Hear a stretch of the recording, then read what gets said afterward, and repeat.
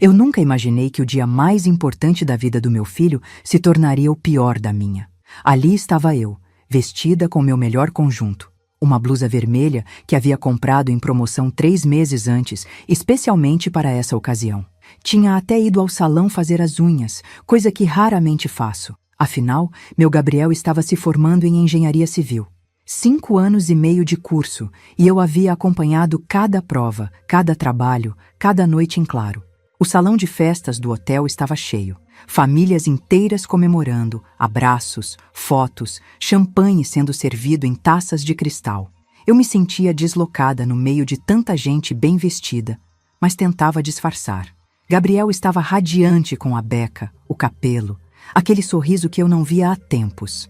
Desde que começou a namorar a Fernanda, ele andava mais distante, mais crítico comigo. "Mãe, vem cá que eu quero te apresentar para o pessoal." Ele me chamou, acenando de longe. Meu coração disparou de alegria. Finalmente, ele ia me incluir no círculo dele, me apresentar como a mãe que fez sacrifícios para ele chegar até ali. Caminhei em direção ao grupo, alisando a saia, tentando parecer mais confiante do que me sentia. "Pessoal, essa é minha mãe, Isaura", Gabriel disse, passando o braço ao redor dos ombros dos amigos. "Ela é meio, como posso dizer, é minha empregada de luxo. Mas, antes de continuarmos com essa história, eu peço gentilmente que você se inscreva no canal, curta o vídeo e me diga de qual cidade você está me ouvindo. Me encantaria saber aonde está chegando as nossas histórias." As palavras caíram sobre mim como um balde de água fria. Senti meu rosto queimar, minha garganta apertar. Os amigos dele riram, algumas risadas constrangidas, outras mais abertas. A namorada dele, Fernanda, cobriu a boca tentando esconder um sorriso malicioso. "Ah, que exagero, Gabriel!" disse um dos rapazes, mas ainda rindo. "Não, é sério. Ela limpa a casa, faz comida, lava roupa, passa ferro. A diferença é que não paga o salário, né, mãe?" Gabriel continuou, como se estivesse contando uma piada muito engraçada. "Ela faz isso de graça há 25 anos. Eu queria desaparecer. Queria que o chão se abrisse e me engolisse. Ali estava meu filho, aquele menino que eu criei sozinha, que eu consolei quando teve pesadelos, que eu levei ao médico quando ficava doente, me reduzindo a uma funcionária doméstica na frente dos amigos dele. Gabriel." Tentei dizer alguma coisa, mas minha voz saiu fraca, quase inaudível. "É brincadeira, mãe. Relaxa", ele disse, dando tapinhas no meu ombro como quem tranquiliza um animal assustado. Mas não era brincadeira. Eu via nos olhos dele, na forma como me olhava ultimamente. Vergonha. Ele tinha vergonha de mim. Vergonha da minha roupa simples, do meu jeito de falar, da minha vida sem glamour. Para ele, eu realmente era apenas uma empregada. O silêncio que se seguiu foi constrangedor. Alguns dos formandos se afastaram, procurando outras conversas. Eu fiquei ali parada, tentando segurar as lágrimas, quando senti uma mão tocar meu braço suavemente. "Com licença", disse uma voz grave.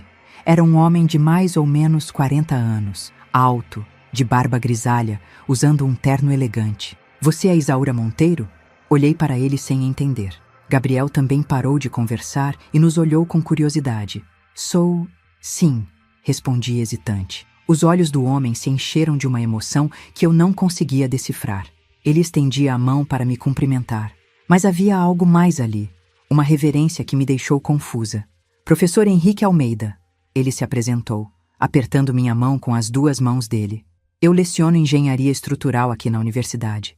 Gabriel imediatamente mudou de postura, endireitando os ombros. Professor Henrique era conhecido por ser rigoroso, respeitado. Ter a atenção dele era algo que qualquer aluno desejava. "É um prazer conhecê-lo, professor." Gabriel se intrometeu, estendendo a mão. "Sou Gabriel Monteiro, aluno do 5º ano." Mas o professor mal olhou para Gabriel. Seus olhos estavam fixos em mim, como se estivesse vendo um fantasma. "Senhora Isaura, ele começou, e sua voz falhou. Pigarreou e tentou novamente. "Eu preciso falar com a senhora. É muito importante." Gabriel franziu a testa. "Professor, aconteceu alguma coisa? Minha mãe fez alguma coisa errada?" Foi então que o professor Henrique me olhou nos olhos de um jeito que fez meu estômago revirar. Havia gratidão ali, uma gratidão profunda que eu não entendia. "Errada?" ele repetiu, ainda me olhando. Seu filho sabe quem a senhora é, dona Isaura? Como assim? Gabriel perguntou, e pela primeira vez naquela noite percebi insegurança na voz dele.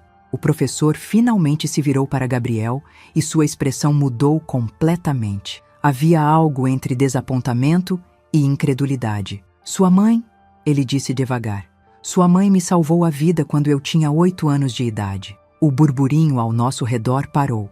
Outras pessoas começaram a se aproximar, sentindo que algo importante estava acontecendo. Gabriel ficou pálido. Professor, acho que está confundindo minha mãe com outra pessoa. Gabriel tentou corrigir, mas o professor balançou a cabeça, com certeza absoluta. Não há confusão possível. Foi em 1991, durante a epidemia de meningite que atingiu o bairro São José. Eu era apenas uma criança, mas nunca esqueci o rosto da enfermeira que passou 3 dias e 3 noites cuidando de mim e de outras 20 crianças no posto de saúde improvisado da escola. Senti minha cabeça girar. 1991. O ano que eu tentava esquecer. O ano que mudou tudo. Mãe! Gabriel me olhava com uma expressão que eu nunca havia visto. Confusão, medo, como se de repente não me reconhecesse. Mas o professor Henrique não havia terminado. Sua mãe não era só uma enfermeira, Gabriel. Ela era voluntária. Trabalhou 72 horas seguidas, sem dormir, quando os médicos fugiram da cidade. Ela contraiu meningite cuidando de nós e quase morreu. O silêncio que se fez foi ensurdecedor. Eu sentia dezenas de olhos em mim, mas só conseguia ver o rosto do meu filho se transformando, a arrogância dando lugar à incredulidade. Gabriel abriu a boca para dizer alguma coisa, mas nenhum som saiu. E foi nesse momento que compreendi que minha vida estava prestes a mudar para sempre. O professor Henrique olhou ao redor, vendo que várias pessoas haviam parado para escutar nossa conversa. Outros professores, formandos, famílias inteiras. Ele inspirou fundo, como quem está prestes a contar algo que guardou durante muito tempo. Posso contar a história completa? Ele perguntou para mim gentilmente. Eu apenas assenti, ainda em choque. Gabriel estava ao meu lado, tenso, como se estivesse esperando que tudo fosse um mal-entendido que logo seria esclarecido. Era março de 1991. O professor começou, sua voz ganhando força. Eu tinha 8 anos e morava no bairro São José com minha avó. Era uma comunidade pobre, casas simples, muita gente trabalhadora. De repente começaram a aparecer casos de meningite. Primeiro foi uma criança, depois outra, depois várias. Uma das mães que estava por perto se aproximou mais, interessada na história. Outros foram fazendo o mesmo, formando uma roda ao nosso redor. O posto de saúde do bairro era pequeno, tinha apenas um médico e uma enfermeira. Quando os casos se multiplicaram, o médico entrou em pânico. Meningite é contagiosa, pode matar em horas. Ele pegou as coisas dele e foi embora da cidade, alegando que tinha família para cuidar. Gabriel me lançou um olhar de soslaio, como se ainda estivesse tentando encaixar as peças. A enfermeira que trabalhava lá também ficou com medo e pediu transferência. De uma hora para outra, nós, 23 crianças contaminadas, ficamos sem nenhum atendimento médico. O professor fez uma pausa, passando a mão pelos cabelos. Foi quando sua mãe apareceu, ele disse, me olhando com uma ternura que me fez os olhos marearem.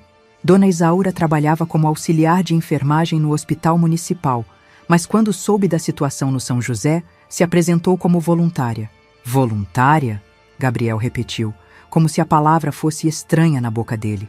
Isso mesmo, sem salário, sem obrigação, apenas porque 23 crianças iam morrer se alguém não fizesse alguma coisa.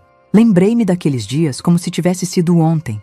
O cheiro de desinfetante, as crianças chorando, a sensação de que o tempo estava correndo contra nós. Ela transformou a escola do bairro em um hospital improvisado. O professor continuou. Convenceu a diretora a ceder às salas de aula, organizou mães voluntárias para ajudar, conseguiu medicamentos doados de farmácias.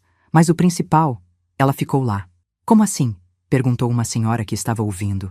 72 horas seguidas sem sair do local, sem ir para casa, sem dormir. Ela cuidava de nós 24 horas por dia. Aplicava medicação, controlava a febre, segurava nossa mão quando tínhamos convulsões. Minha garganta apertou.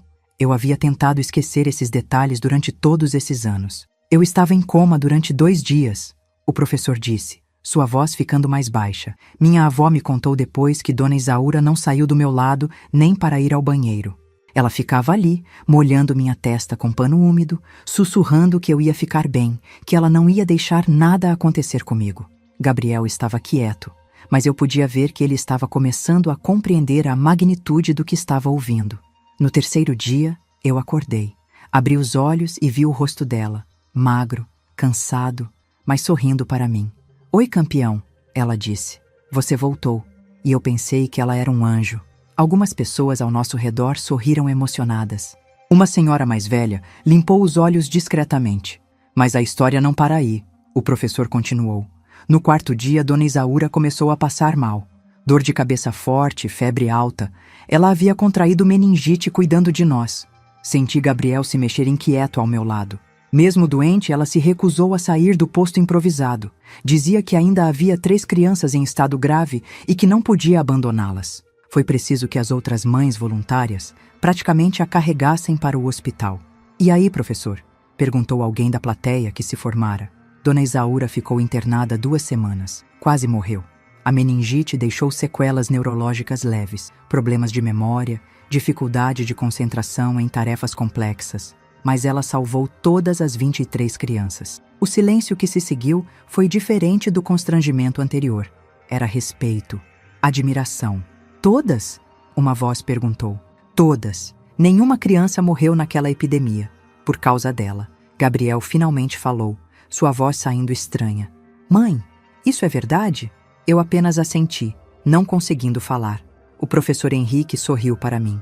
"Dona Isaura, a senhora se lembra quando eu apareci na sua casa 2 meses depois com minha avó?" A memória voltou como um soco no estômago. Um menino tímido, segurando a mão de uma senhora idosa, me entregando um desenho colorido onde estava escrito "Obrigado", em letras tortas. "Lembro", sussurrei. Eu havia feito aquele desenho para a senhora. Era um anjo cuidando de crianças doentes. Minha avó chorou quando a viu na porta de casa. Disse que você parecia mais magra, mais frágil, mas que tinha um sorriso bonito. "Professor", Gabriel interrompeu, sua voz trêmula. Por que minha mãe nunca me contou isso?" O professor me olhou, esperando que eu respondesse. Mas eu não conseguia. Como explicar para meu filho que eu havia escondido essa parte da minha vida porque achava que ele ficaria com vergonha? Como contar que, depois da meningite, eu não conseguia mais trabalhar em hospitais, não conseguia mais exercer minha profissão plenamente? "Talvez", disse o professor gentilmente, "porque heróis de verdade não ficam se gabando de suas boas ações." Gabriel estava pálido agora. "Mãe, as sequelas.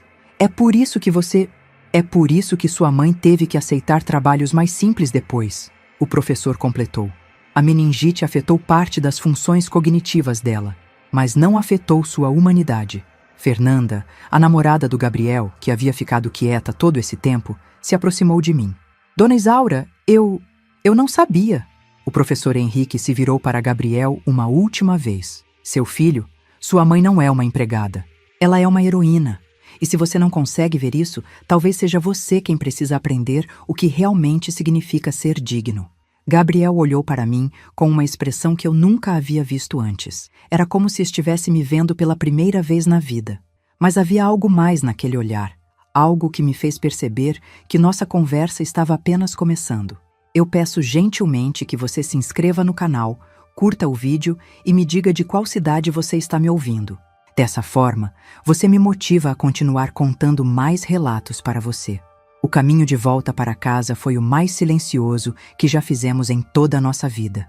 Gabriel dirigia, as mãos tensas no volante, olhando fixamente para a frente. Eu ficava olhando pela janela, vendo as luzes da cidade passarem borradas, tentando organizar os pensamentos que se misturavam na minha cabeça. Quando chegamos em casa, Gabriel estacionou e ficou parado por um momento, sem desligar o motor. Finalmente, ele se virou para mim. "Mãe, é verdade tudo o que o professor falou?" "É verdade, Gabriel. Mas por que você nunca me contou?" Eu suspirei fundo. Como explicar 25 anos de silêncio? Como contar para um filho que você escondeu a parte mais importante da sua vida porque tinha medo da reação dele? "Você quer que a gente converse sobre isso aqui no carro ou você prefere entrar?" perguntei. Gabriel desligou o motor. "Vamos entrar." Nossa casa era simples: 2 quartos, sala pequena, cozinha que dava para uma área de serviço minúscula. Gabriel sempre demonstrou vergonha do lugar, principalmente depois que começou a namorar Fernanda, que morava em um apartamento no centro da cidade. Hoje, entrando na sala, senti como se estivesse vendo tudo pelos olhos dele: o sofá velho, a televisão pequena, as paredes que precisavam de uma pintura nova. Quer um café? Ofereci, mais por hábito do que por vontade. Mãe, deixa o café e senta aqui comigo. Sentei na poltrona onde sempre fico para assistir televisão à noite. Gabriel ficou no sofá, se inclinando para a frente, cotovelos apoiados nos joelhos. Conta tudo, ele disse. Desde o começo. Fechei os olhos e voltei para 1991. Gabriel tinha apenas 2 anos, um bebê que mal sabia andar direito. Seu pai havia morrido 6 meses antes em um acidente de trabalho, e eu estava tentando me reerguer, trabalhando no hospital municipal. Quando soube dos casos de meningite no São José, eu pensei nas mães daquelas crianças. Comecei. Imagina o desespero de ver seu filho doente e não ter nenhum médico para ajudar. Eu não conseguia ficar em casa sabendo disso. Mas você tinha um bebê.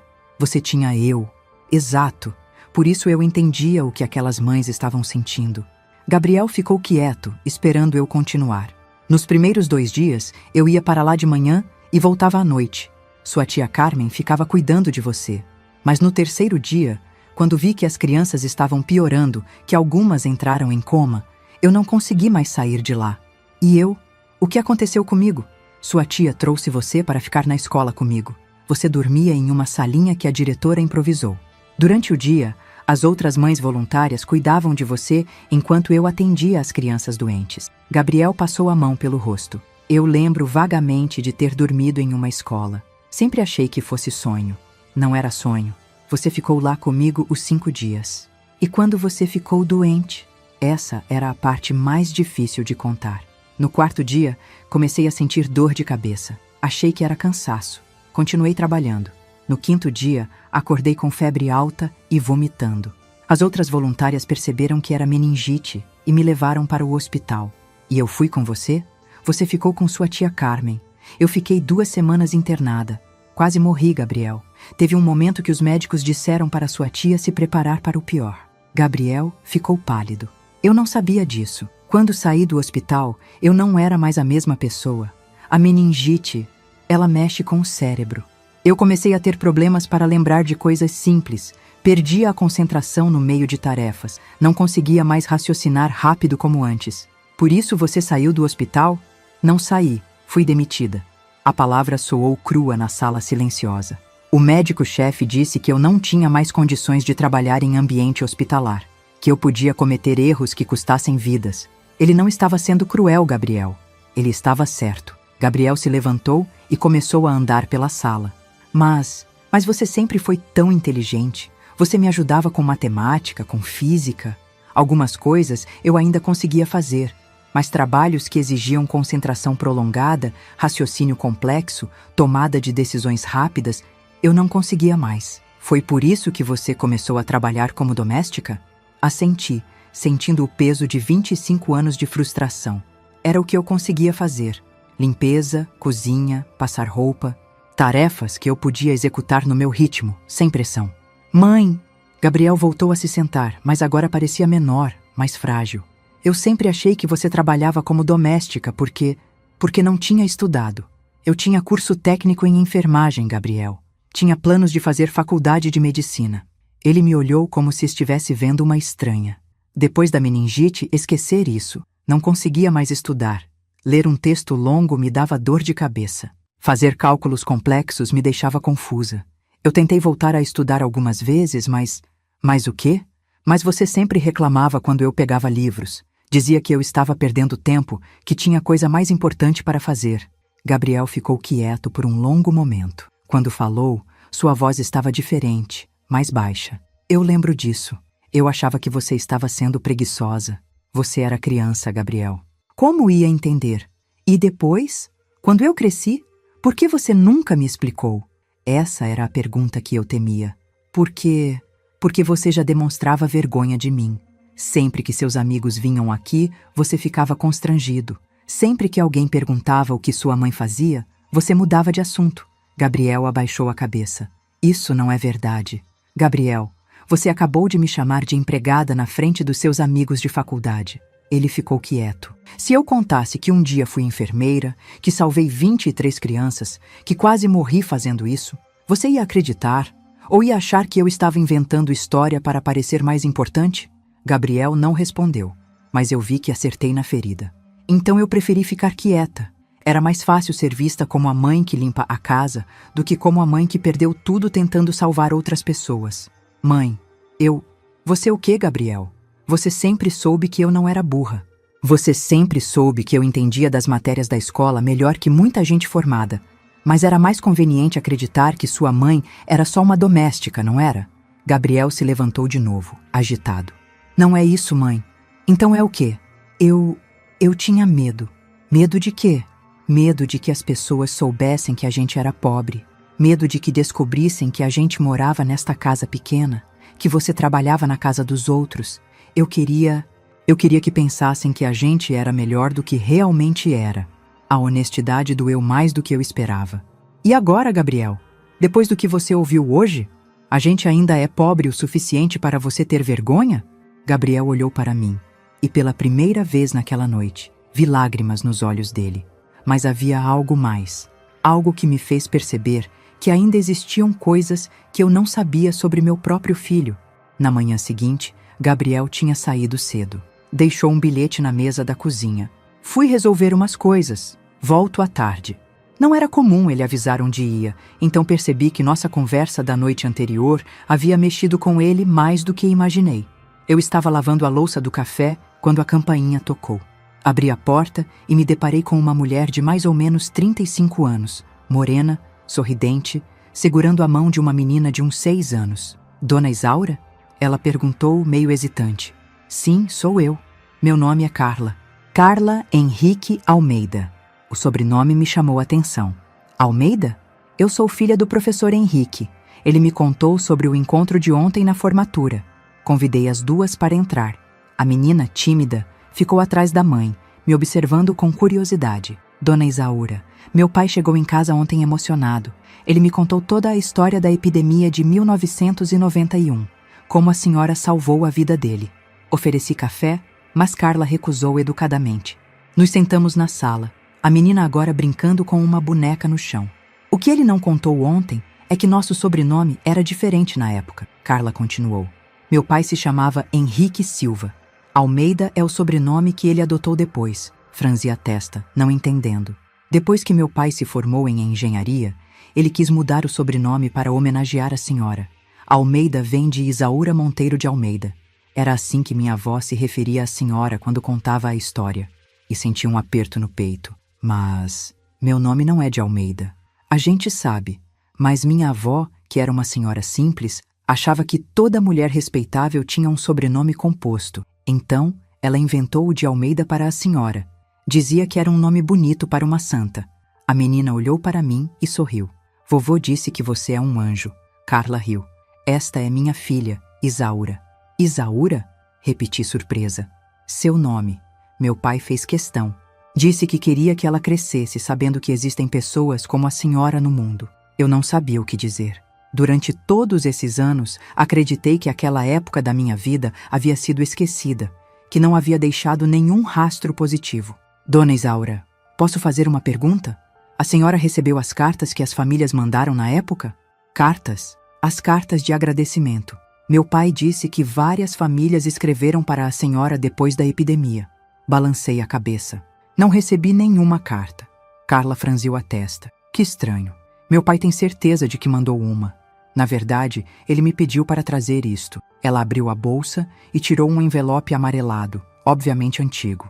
Esta é uma cópia da carta que ele mandou para a senhora em abril de 1991.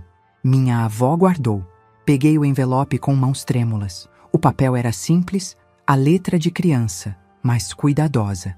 Querida Dona Isaura, li em voz baixa. Meu netinho Henrique pediu para eu escrever esta carta para a senhora. Ele quer que a senhora saiba que ele está bem, que está indo para a escola todo dia e que nunca esqueceu da senhora. Eu também quero agradecer. A senhora salvou meu netinho e eu não sei como pagar isso. Se a senhora precisar de alguma coisa, nossa casa está sempre aberta. Com carinho, Maria Silva. Lágrimas escorreram pelo meu rosto antes que eu pudesse controlá-las. A senhora não recebeu isso? Não, sussurrei. Nunca recebi. Carla ficou pensativa. Dona Isaura, onde a senhora morava em 1991? Aqui mesmo, nesta casa. E seu filho? Ele estava com quantos anos? Gabriel tinha 2 anos. Carla pareceu estar juntando peças de um quebra-cabeça. Dona Isaura, a senhora se importa se eu perguntar uma coisa meio delicada? Pode perguntar. Seu filho sabia da história da epidemia? Até ontem eu achava que não. E agora? Pensei na reação de Gabriel na noite anterior. A forma como ele ficou constrangido, mas não surpreso. Como ele não fez muitas perguntas sobre detalhes que um filho normal faria. Agora eu acho que ele sempre soube. Carla assentiu lentamente. Dona Isaura, eu trabalho nos Correios há 15 anos. Quando cartas não chegam ao destinatário, geralmente é porque alguém as intercepta. A implicação me atingiu como um soco no estômago. A senhora quer que eu investigue? Eu posso verificar se houve outras correspondências enviadas para cá na época. Assenti, ainda em choque. Olha, eu trouxe mais uma coisa, Carla disse, tirando um papel da bolsa. Meu pai anotou os nomes de algumas famílias que ele ainda tem contato. Pessoas que também foram afetadas pela epidemia. Se a senhora quiser, posso ajudar a localizar essas pessoas. Olhei a lista. Alguns nomes eu lembrava vagamente, outros não. Por que você está fazendo isso? Perguntei. Porque meu pai passou 25 anos procurando a senhora. Ele quis estudar medicina por sua causa, mas acabou fazendo engenharia porque não conseguia lidar com hospitais. Mesmo assim, ele sempre disse que queria encontrar a senhora para agradecer pessoalmente. A menina se aproximou de mim. Dona Isaura, meu papai disse que você é muito corajosa. Sorri para ela, passando a mão em seus cabelos. Sua filha é linda. Ela quer crescer para ser igual à senhora, Carla disse. Quer ajudar pessoas. Ela pode ser médica, enfermeira ou qualquer coisa que quiser, respondi. Não deixa ninguém dizer que ela não pode. Carla me olhou com uma expressão séria. Dona Isaura, posso falar uma coisa? Meu pai ficou muito chateado com a forma como seu filho se referiu à senhora ontem. Gabriel é um bom rapaz. Ele só... Não, Dona Isaura. Não é questão de ser bom rapaz ou não. É questão de respeito. A senhora salvou 23 vidas. A senhora quase morreu fazendo isso. E o próprio filho da senhora a chama de empregada? Eu não sabia o que responder. Olha, eu vou investigar essas cartas e vou entrar em contato com as famílias desta lista. A senhora merece saber o impacto que teve na vida das pessoas. Depois que Carla e a filha foram embora, fiquei sozinha na sala, olhando para a carta amarelada. 25 anos. 25 anos de silêncio, quando poderia ter tido o carinho e reconhecimento dessas famílias. Fui até o quarto de Gabriel e comecei a procurar. Não sabia exatamente o que estava procurando, mas tinha uma suspeita crescente de que havia mais segredos naquela casa. Foi quando encontrei, no fundo do armário dele, uma caixa de sapatos empoeirada. Dentro havia cartas, muitas cartas, todas endereçadas para mim. Todas datadas de 1991 e 1992. Sentei na cama dele e comecei a ler, carta após carta de agradecimento, de famílias inteiras me abençoando, me chamando de anjo, de heroína, convites para jantares, para festas de aniversário das crianças que salvei, ofertas de ajuda, de trabalho, de amizade. No fundo da caixa, encontrei algo que me fez o sangue congelar. Um certificado de honra ao mérito, emitido pela prefeitura da cidade em maio de 1991, com meu nome. E ao lado, um recorte de jornal com uma foto minha e o título: Enfermeira voluntária salva 23 crianças durante epidemia. Gabriel sabia. Ele sempre soube. E havia escondido tudo de mim. Quando Gabriel chegou em casa às 6 horas da tarde, eu estava sentada na mesa da cozinha com todas as cartas espalhadas à minha frente. 27 cartas, 3 convites para jantares, o certificado de honra ao mérito, o recorte de jornal e uma foto que eu nem sabia que existia. Uma foto minha no posto improvisado, cuidando de uma criança. Gabriel parou na porta da cozinha quando me viu. Seu rosto ficou branco. Mãe, eu posso explicar. Pode? Perguntei, sem olhar para ele. Estava relendo uma carta de uma mãe chamada Socorro, agradecendo por eu ter salvado a filha dela, Ana Beatriz. 25 anos, Gabriel. Durante 25 anos, você escondeu isso de mim. Gabriel se aproximou devagar, como quem tenta não assustar um animal ferido. Mãe, eu era praticamente uma criança quando essas cartas começaram a chegar. Você tinha 17 anos quando esta aqui chegou. Disse, mostrando uma carta datada de 2006. 17 anos, Gabriel. Não era mais criança. Ele ficou quieto, olhando para o chão. Esta aqui é de 2010. Você tinha 21. Esta de 2015, 26 anos. Fui mostrando as cartas uma por uma. Quer me explicar como uma criança de 26 anos intercepta a correspondência da própria mãe? Mãe, não. Agora você vai me escutar. Minha voz saiu mais firme do que eu esperava. Durante todos esses anos, eu acreditei que ninguém se lembrava do que eu fiz. Que aquela época da minha vida não tinha significado nada para ninguém. Eu me sentia invisível. Gabriel se sentou na cadeira à minha frente. Não era isso que eu queria. O que você queria, então? Me explica, porque eu realmente não entendo. Ele passou as mãos pelo rosto, respirou fundo. Eu tinha medo que você virasse uma pessoa diferente. Diferente como? Que você ficasse se achando. Que saísse por aí contando história, querendo atenção. As palavras dele me atingiram como tapas na cara. Que eu ficasse me achando? Mãe, tipo, que você começasse a se achar melhor que os outros por causa do que fez. Peguei o certificado de honra ao mérito e o coloquei na frente dele. Gabriel, olha isso. Olha o que está escrito aqui. Ele olhou relutante. Lê em voz alta. Mãe, lê. Gabriel pegou o papel. Certificado de honra ao mérito. Concedido à enfermeira voluntária Isaura Monteiro pelo heroísmo demonstrado durante a epidemia de meningite no bairro São José, salvando 23 vidas com risco da própria vida. Maio de 1991. E você achou que eu ia ficar me achando por causa disso? Gabriel não respondeu. Gabriel, você sabe o que eu fiz ontem à noite depois da nossa conversa? Eu fiquei pensando se realmente valia a pena ter sacrificado minha carreira, minha saúde, quase minha vida, para salvar aquelas crianças. Sabe por quê? Porque durante 25 anos, ninguém nunca me disse que aquilo teve importância. Teve importância, mãe. Então por que você escondeu isso de mim? Gabriel ficou quieto por um longo momento. Quando falou, sua voz estava baixa. Porque eu tinha vergonha. Vergonha de quê? De você, da nossa vida, desta casa. Ele gesticulou ao redor. Quando as primeiras cartas chegaram, quando vi aquela matéria de jornal, eu percebi que você tinha sido uma pessoa importante. E isso me deixou confuso. Confuso por quê? Porque se você tinha sido tão importante, por que a gente vivia assim? Por que você trabalhava como doméstica? Por que a gente era pobre?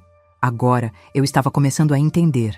Então você preferiu esconder meu passado para não ter que explicar nosso presente?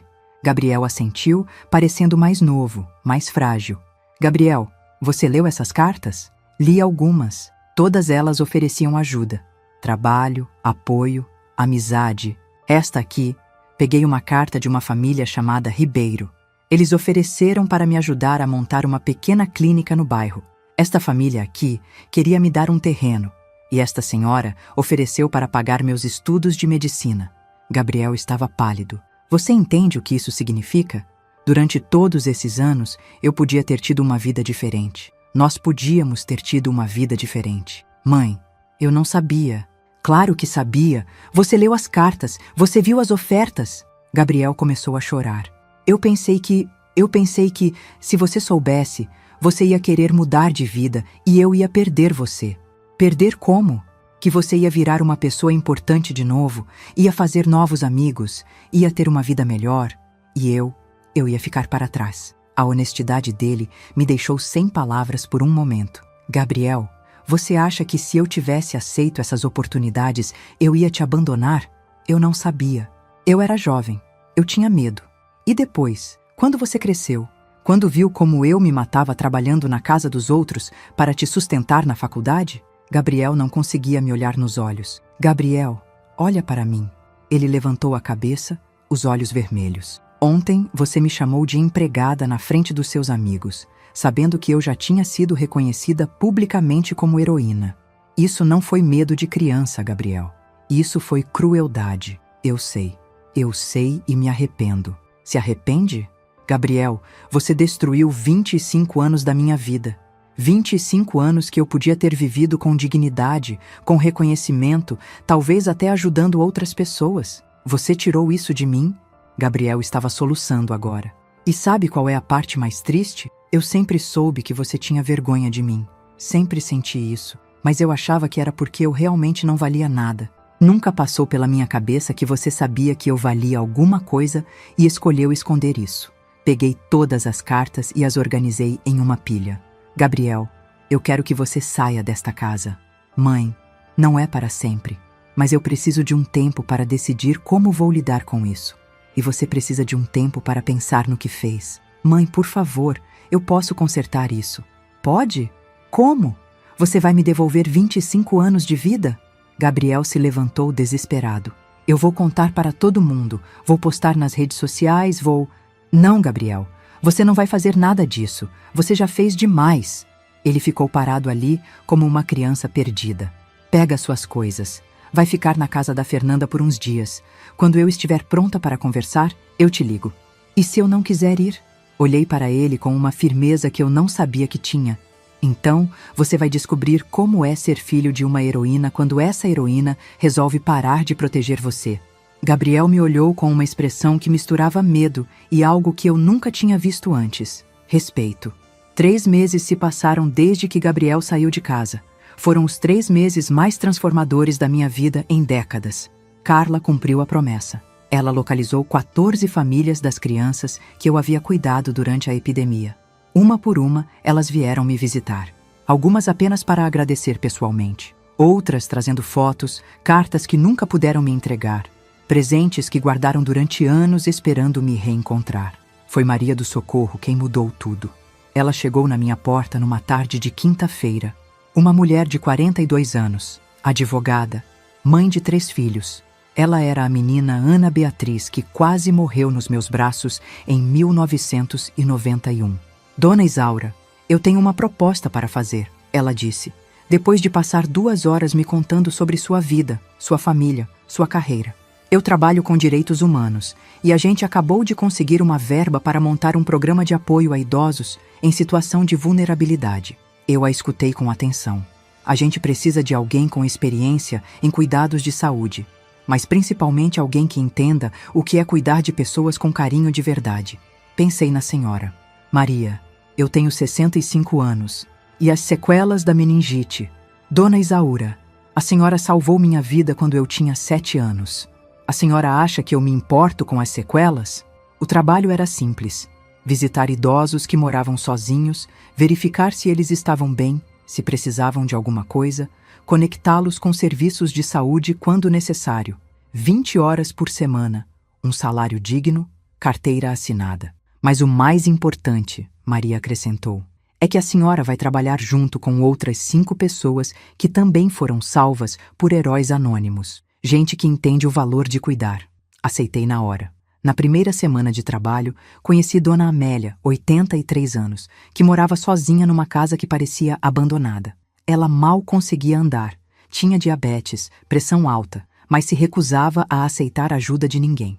Todo mundo quer me colocar num asilo, ela me disse desconfiada. Eu não quero te colocar em lugar nenhum, Dona Amélia. Só quero saber se a senhora está bem. Levou 3 visitas até ela me deixar entrar na casa. Mais 2 semanas até ela aceitar que eu organizasse seus medicamentos. 1 mês inteiro até ela admitir que estava com saudade de conversar com alguém. Sabe, Isaura, ela me disse numa tarde, enquanto tomávamos café na cozinha dela. Faz 15 anos que ninguém se senta nesta mesa comigo só para conversar. Foi nesse momento que entendi. Eu não estava apenas cuidando de Dona Amélia. Eu estava me cuidando também. Pela primeira vez em 25 anos, eu me sentia útil de verdade. O telefone tocou numa manhã de domingo. Era a Fernanda. Dona Isaura, eu preciso falar com a senhora. Gabriel está bem? Está. Fisicamente está bem. Mas, Dona Isaura, eu não sabia da história da senhora. Ele me contou tudo depois que saiu da sua casa. Fernanda me pediu para nos encontrarmos numa cafeteria no centro da cidade. Quando chegou, estava visivelmente abalada. Dona Isaura, eu terminei o noivado com Gabriel. Não senti surpresa, apenas uma leve tristeza pelo meu filho. Quando ele me contou sobre as cartas, sobre ter escondido tudo da senhora durante anos, eu não consegui mais olhar para ele da mesma forma. Fernanda mexia nervosamente na xícara de café. A pior parte foi quando ele tentou justificar o que fez. Disse que fez para proteger a senhora, que a senhora não ia saber lidar com o reconhecimento. E o que você disse? Eu disse que ele não estava protegendo a senhora. Ele estava protegendo a si mesmo, protegendo a imagem que ele tinha construído de uma família humilde para poder se sentir superior. Fernanda me olhou com olhos marejados. Dona Isaura, eu queria pedir desculpas por todas as vezes que eu vim aqui e a tratei como alguém inferior. Eu não sabia quem a senhora realmente era. Você não precisa se desculpar, Fernanda. Você apenas acreditou no que Gabriel contou. Mas eu deveria ter prestado atenção. A forma como a senhora falava, como sabia das coisas, como cuidava de todo mundo. Uma pessoa não faz isso só porque nasceu para ser doméstica. Depois que Fernanda foi embora, fiquei pensando em Gabriel. Ele havia me ligado várias vezes nas últimas semanas, deixando mensagens que eu não retornava. Não porque não me importava com ele, mas porque ainda estava processando 25 anos de mentira. Foi Ana Beatriz, agora Maria do Socorro, quem me ajudou a ter clareza. Dona Isaura, a senhora quer um conselho de quem deve a vida à senhora? Estávamos no escritório do programa, organizando as visitas da semana. Pode falar. Perdoa seu filho. Não por ele, mas por você. A mágoa vai consumir a senhora por dentro. Mas Maria, eu sei. O que ele fez foi terrível. Mas a senhora já perdeu 25 anos por causa das escolhas dele. Não perca mais tempo. Tinha razão. Gabriel me ligou naquela noite. Mãe, eu sei que a senhora não quer falar comigo, mas eu preciso dizer uma coisa. Estou escutando. Eu contei tudo para a Fernanda, para os meus amigos da faculdade, para todo mundo. Gabriel. Não, mãe. Deixa eu terminar. Eu contei como eu escondi as cartas, como eu menti, como eu a humilhei na festa. E sabe o que aconteceu? Fiquei quieta. Ninguém quer mais falar comigo. Fernanda terminou o noivado. Meus amigos da faculdade me olham como se eu fosse um monstro. O professor Henrique soube da história toda e disse que vai repensar minha contratação na empresa dele. Gabriel estava chorando do outro lado da linha. Eu destruí minha vida, mãe. E a pior parte é que eu mereço isso. Gabriel, a senhora estava certa. Eu não estava protegendo ninguém. Eu estava com inveja. Inveja porque minha mãe era uma heroína e eu era apenas um filho mediocre de uma heroína. Senti meu coração apertar. Gabriel, você quer vir aqui em casa? Quando Gabriel chegou, ele parecia ter envelhecido 10 anos. Magro, olheiras profundas, a arrogância completamente desaparecida. Mãe, eu sei que não mereço, mas eu queria pedir perdão. Nos sentamos na mesma mesa onde eu havia confrontado ele 3 meses antes. Gabriel, eu te perdoo, mas algumas coisas mudaram e não vão voltar a ser como antes. Ele me olhou esperançoso. Eu tenho um trabalho agora. Tenho uma vida que é minha. Você pode voltar para casa, mas como meu filho adulto, não como alguém que eu vou servir. Eu entendo. E eu quero que você procure as pessoas que você magoou e peça desculpas. Não para elas te perdoarem, mas para você aprender a assumir responsabilidade pelos seus erros. Gabriel assentiu. Mãe, posso perguntar uma coisa? A senhora é feliz agora? Pensei na pergunta. Pensei em Dona Amélia, que agora me recebia com sorrisos, em Maria do Socorro e sua família, que me consideravam parte da família deles, no professor Henrique e sua filha, que vinham me visitar todo domingo, em todas as pessoas que eu estava ajudando no programa. Sabe, Gabriel, pela primeira vez em 25 anos, eu sei quem eu sou. E sim, eu sou feliz. Gabriel sorriu. Um sorriso diferente, sem a arrogância de antes. Então está valendo a pena. O quê? Ter perdido tudo. Se isso fez a senhora encontrar sua felicidade, então está valendo a pena. Olhei para meu filho, não mais o menino mimado que me via como empregada, mas um homem que finalmente estava aprendendo o valor da humildade. E pensei que talvez, aos 65 anos, não fosse tarde demais para recomeçar. Para ele também. Muito obrigado de coração por você me ouvir até aqui.